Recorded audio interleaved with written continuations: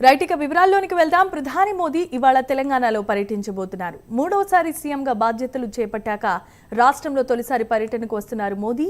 ప్రభుత్వ పార్టీ కార్యక్రమాల్లో పాల్పంచుకుంటారు. ప్రధాని పర్యటనను విజయవంతం చేయడానికి ఇప్పటికే భారీగా ఏర్పాట్లు పూర్తి చేస్తున్నారు. పరేడ్ గ్రౌండ్లో భారీ బహిరంగ సభను ఏర్పాటు చేశారు. హెచ్ఐసిసిలో దాదాపుగా 8,000 కోట్ల రూపాయల అంచనా వ్యయంతో చేపట్టిన వివిధ అభివృద్ధి కార్యక్రమాల్లో ప్రధాని పాల్గొననున్నారు. హెచ్ఐసిసి కేంద్రంగా 9,500 కోట్ల అభివృద్ధి పనులకు గాను మోదీ శంకుస్థాపన, ప్రారంభోత్సవాలు నిర్వహిస్తారు.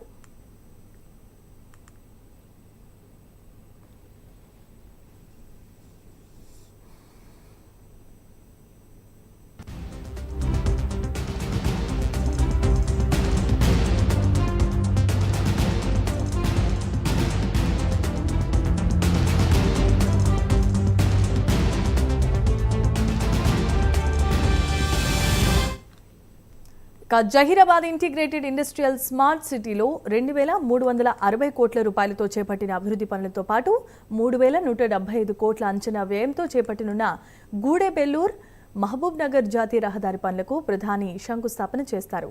611 కోట్లతో మల్లాపూర్ వద్ద ఏర్పాటు చేయనున్న ఇండియన్ ఆయిల్ కార్పొరేషన్ టెర్మినల్కు శంకుస్థాపన చేయడంతో పాటు 1,243 కోట్ల రూపాయలతో చేపట్టనున్న కాజీపేట, విజయవాడ ట్రిపులింగ్ పనులను జాతికి అంకితం చేస్తారు. 200 కోట్లతో వరంగల్ జిల్లాలో ఏర్పాటు చేసిన పీఎం మిత్ర మెగా టెక్స్టైల్స్ పార్కుకు సైతం శంకుస్థాపన చేయనున్నారు.